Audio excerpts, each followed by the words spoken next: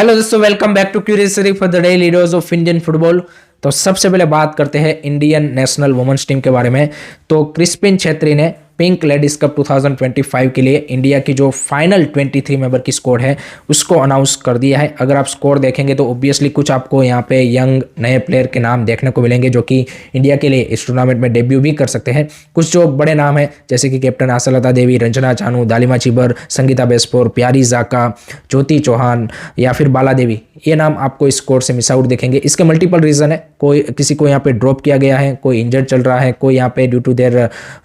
Departments clearance यहाँ पे issue यहाँ पे टीम के साथ नहीं जोड़ पाया है। But overall squad I think looking good mixture of youngster and experience player. And Crispin Chhetri ने भी बोला कि ये जो पिंक लेडीज कप 19 फेब यानी कि कल से स्टार्ट हो रहा है, जहाँ पे इंडिया का पहला मैच है against Jordan on 20 Feb, then दूसरा मैच है 23 को against Russia and then last match है 26 को अगेंस्ट साउथ कोरिया। इनके सामने खेलने से डेफिनेटली हमारी टीम को बेटर एक्सपोजर मिलेगा, हमारे प्लेयर को रियलिटी चेक मिलेगा, क्योंकि रशिया एंड साउथ कोरिया भाई फीफा की टॉप 30 रैंक वाली टीमें हैं एंड दोनों की प्लेइंग स्टाइल पे कंप्लीटली डिफरेंट है। तो आई थिंक एक अच्छा चैलेंज हमारी वुमेन्स प्लेयरों को मिलने वाला है to prepare for the Asian cup qualifiers 2026, जो कि यहाँ पे उनको खेलना है जून एंड जुलाई में, एंड जो काफ़ी इंपॉर्टेंट टूर्नामेंट रहने वाला है। तो उससे पहले आई थिंक क्रिस्पिन छेत्री चाहेंगे कि यहाँ पे डेफिनेटली टीम को एक, वो भी क्योंकि पहला टूर्नामेंट है उनका, नो डाउट वुमेन्स फुटबॉल में पिछले काफ़ी टाइम से वो काम कर रहे हैं, IWL में भी ओडिशा के लिए अच्छा काम किया है, बट डेफिनेटली वो भी चाहेंगे कि नेशनल टीम के लिए वो अपना कोर ग्रुप यहाँ पे इस टूर्नामेंट से डेवलप कर पाए, क्योंकि यहाँ पे रियल चैलेंज है। So I think it's going to be really important tournament for our women's team and let's see Crispin Chhetri के अंडर कैसे हमारी टीम परफॉर्म करती है। लेट मी नो गाइस, आपके क्या थॉट्स है regarding this score, regarding this tournament, comment section में जरूर बताइए। Before moving to the next update, अगर आप फैंटेसी फुटबॉल लवर है then do check out real fantasy team, जहाँ पे आप अपनी फेवरेट लीग में जाके यहाँ पे अपना फुटबॉल नॉलेज यूज़ करके बेहतरीन प्राइस जीत सकते हैं। तो do check out real fantasy team, link given in the description. Now let's talk about India under 23, because हम सबको पता है कि उनके लिए भी इस साल अंडर 23 एशियन कप के क्वालिफायर्स के मैचेस हैं जो कि काफ़ी इंपॉर्टेंट होने वाले हैं, जो कि सितंबर के फर्स्ट वीक में खेले जाएंगे। लेकिन एज वी ऑल नो कि करंटली जो अंडर 23 टीम है वो एग्जिस्टेंस में नहीं है, ना तो टीम है ना तो उसका कोई कोच है। मनोल मार्केस सिर्फ बोलने के लिए होता है कि सीनियर एंड अंडर 23 के कोच, बट वो क्योंकि उस टाइम पे most of the time senior team के साथ ही जुड़े होंगे, सो आई थिंक आपको कोई यहाँ पे बैकअप या फिर कोई असिस्टेंट कोच ही रखना पड़ेगा। तो आप देखिए कि इंडिया का जो नेबरिंग कंट्री है म्यांमार, वो अभी जो नेक्स्ट मार्च वाली इंटरनेशनल फीफा विंडो है उसमें हांगकांग की अंडर 22 टीम के सामने 2 फ्रेंडली मैच खेलेगा to prepare for the under 23 Asian cup qualifiers. तो ये सेम चीज़ अगर म्यांमार जैसा कंट्री कर सकता है तो ये AFF एंड इंडियन फुटबॉल भी कर सकता है। ये डेफिनेटली हमारी प्रायोरिटी होनी चाहिए, क्योंकि देखिए अंडर 23 टीम में क्या इश्यू आता है कि जब भी आपके मैचेस होते हैं और जो भी आपके मोस्ट ऑफ द अंडर 23 के प्लेयर है वो आपकी ISL एंड आई लीग उसी के क्लबों के साथ जुड़े हुए हैं, तो ऑब्वियसली ड्यूरिंग द यहाँ पे लीग फेज आपको अवेलेबल नहीं होंगे वहाँ पे अगर मैचेस अरेंज करेंगे। तो इस तरह की जो इंटरनेशनल फीफा विंडो है कि जहाँ पे आपको प्लेयर रिलीज करने का भी इशू नहीं आएगा, जैसे अभी इंडिया अंडर 20 का आया था, अगर मान लीजिए कि वही मैचेस उनके फीफा इंटरनेशनल विंडो में होते तो आप भाई इजीली भाई ISL club and I league क्लबों को प्लेयर रिलीज करना पड़ता। तो ये म्यांमार ने जैसे फीफा इंटरनेशनल विंडो में रखा है, इंडिया भी मार्च एंड जून वाले जो 2 फीफा विंडो है उसमें 4 से 5 मैच इजीली अंडर 23 के लिए अरेंज कर सकता है, 10-15 दिन का कैंप लगा सकता है, ताकि जब आप सितंबर में आप एशियन कप क्वालिफायर्स खेलने जाए उससे पहले भाई ये जो सारे आपके प्लेयर है वो एटलीस्ट 4-5 मैच अगर साथ में खेले होंगे, एक यहाँ पे कोच के अंडर प्रिपेयर हुए होंगे, देन भाई वो बेटर प्रिपेयरनेस के साथ वहाँ पे चैलेंज कर सकते हैं। एंड अभी जो ISL में आप देखें कि जो अंडर 23 प्लेयर है कि जिन्होंने अच्छा किया है, कौरव सिंह हो गए, दीपेंदु विश्वास हो गए, PV विष्णु हो गए, ऋतिक तिवारी हो गए, जिन्होंने भी जो भी अंडर 23 प्लेयर से अच्छा किया है, आई लीग में जो अच्छा कर रहे हैं, उनको भी साथ में आप एक बार खिलाइए तो सही एंड उनको एक बेटर प्रिपेयर करके आप भेजें, देन वी विल सी कि भाई हमारी टीम किस तरह से अंडर 23 क्वालिफायर्स में परफॉर्म करती है। तो ये प्रायोरिटी AFF की होनी चाहिए, एब्सोल्यूट प्रायोरिटी। जब हम बात करते हैं कि भाई कौन कौन सी चीज़ें ऐसी है कि जो AFF को एट द मोमेंट करनी चाहिए टू कैसे कि take the Indian football forward, तो उसमें डेफिनेटली ये चीज़ आती है कि आपकी अंडर 23 टीम को ये प्रायोरिटी मिलनी चाहिए, बट एट द मोमेंट ये कुछ है नहीं। एंड रिसेंटली AFF ने बोला है कि उनका प्लान है कि भाई अंडर 23 के लिए भी कैंप लगाएंगे, बट सिर्फ कैंप लगने से बात नहीं बनेगी, ये मैचेस भी चाहिए उनको। ये जो 4-5 मैचेस वो अगर क्वालिफायर से पहले खेलेंगे, that would be really vital, that would be really important for their preparedness. So I think that's the thing. Let me know guys, आपके क्या थॉट्स है इसके बारे में, कमेंट सेक्शन में ज़रूर बताइए।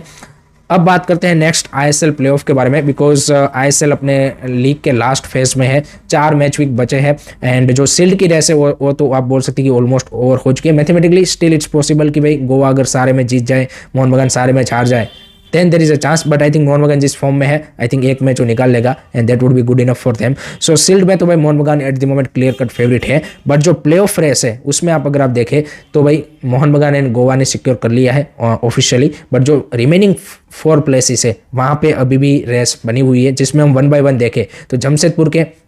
यहाँ पे 34 पॉइंट है and eight the moment they need 2 win, 2 win अगर वो लेके आते हैं they will secure, but I think 1 win भी इनफ होगा आफ्टर यू कैन से कि नेक्स्ट मैच वीक, क्योंकि कहना कि उड़ीसा और वो अगर कुछ भी पॉइंट ड्रॉप करता है, उड़ीसा अपने रिमेनिंग 3 मैचेस में से अगर ड्रॉ भी करता है, देन जमशेदपुर के लिए सिर्फ 1 मैच जीतने से भी यहाँ पे काम बन जाएगा, otherwise they needed 2 win to secure their play off spot. North East के लिए भी सेम सिनारियो है, 32 पॉइंट है, उनको भी अपने रिमेनिंग जो 3 मैचेस बचे हैं उसमें से 2 मैच अभी एट द मोमेंट अगर आप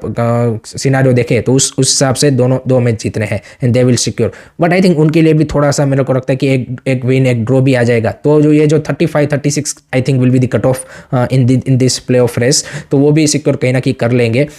देन 2 टीमें हैं 31 पॉइंट पे, Bengaluru FC and Mumbai city FC. इनके लिए भी ये जो रिमेनिंग 4 मैचेस है उनको करंट सिनेरियो के हिसाब से उसमें से 3 जीतने हैं, बट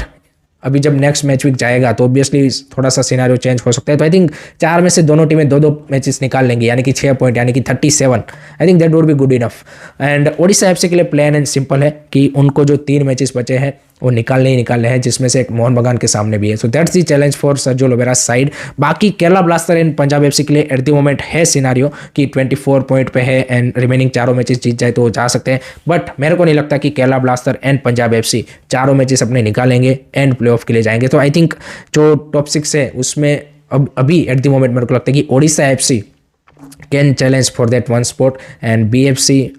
या फिर मुंबई सिटी या फिर नॉर्थ ईस्ट या फिर जमशेदपुर, इन 4 में से कोई एक टीम अगर ओडिशा ने ये तीनों मैच निकाल लिए देन डेफिनेटली उनका एक प्लेस जा सकता है। तो लेट मी नो गाइस, आपके क्या टॉप 6 के प्रेडिक्शन है, कमेंट सेक्शन में जरूर बताइए। लास्ट में बात करते हैं आई लीग के बारे में, क्योंकि आई लीग में भी भाई सिमिलर सा सिनारियो है, जैसे आईएसएल में प्लेऑफ की रेस है, वहाँ पे आई लीग में भी टाइटल रेस एंड उसी के साथ रेलीगेशन की भी जो फाइट है वो भी तगड़ी चल रही है, क्योंकि कल जो 2 मैचेस खेले गए जहाँ पे आइजोल एफसी ने आप देखिए कि टेबल टॉप टीम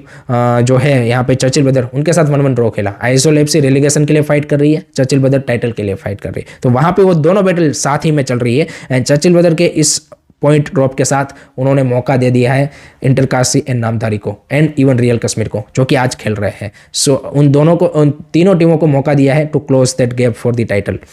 एंड दूसरा जो मैच था वो था गोकुलम केरला वर्सेस दिल्ली एफसी का, जहाँ पे गोकुलम केरला ने 6-3 से दिल्ली एफसी को पेल दिया है। सो दिल्ली एफसी भी आप देखिए कि रेलीगेशन के लिए स्ट्रगल कर रही है एंड एट द मोमेंट हमने टाइटल की तो बात करते ही करते हैं, बट रेलीगेशन में अगर आप देखें तो SC Bengaluru, Aizawl FC and Delhi FC, ये 3 टीमें लग रहा है कि इन तीनों में से कोई 2 टीमें रेलीगेट होंगी, क्योंकि उससे जो ऊपर वाली टीमें हैं, श्रीनिधि हो गई, डेम्पो हो गई, आई थिंक वो यहाँ पे बिट्स एंड पीसेस में परफॉर्मेंस दे रही है, सो वो कहीं ना कहीं मैनेज कर लेगी। But Delhi FC, Aizawl FC and SC Bengaluru, इन तीनों में से मेरे को लगता है कि कोई सी भी 2 टीमें रेलीगेट होगी एंड टाइटल में तो आई थिंक काफ़ी इंटरेस्टिंग बैटल होने वाली है। वहाँ पे अभी 4-5 टीमें कंटेंशन में है, तो वहाँ पे अभी उसको सॉर्ट आउट करना 2-3 टीम्स वो अभी मुश्किल है, बट आई थिंक आज के जो मैचेस है उसके बाद थोड़ा सा और ज़्यादा पिक्चर क्लियर होगा। लेट मी नो गाइस, आपके क्या प्रेडिक्शन है कि भाई कौन सी 2 टीमें इस बार आई लीग से रेलीगेट होगी, कमेंट सेक्शन में अपना प्रेडिक्शन जरूर बताइए। So that's it from my side guys regarding today's Indian football news. I hope कि आपको वीडियो पसंद आया होगा।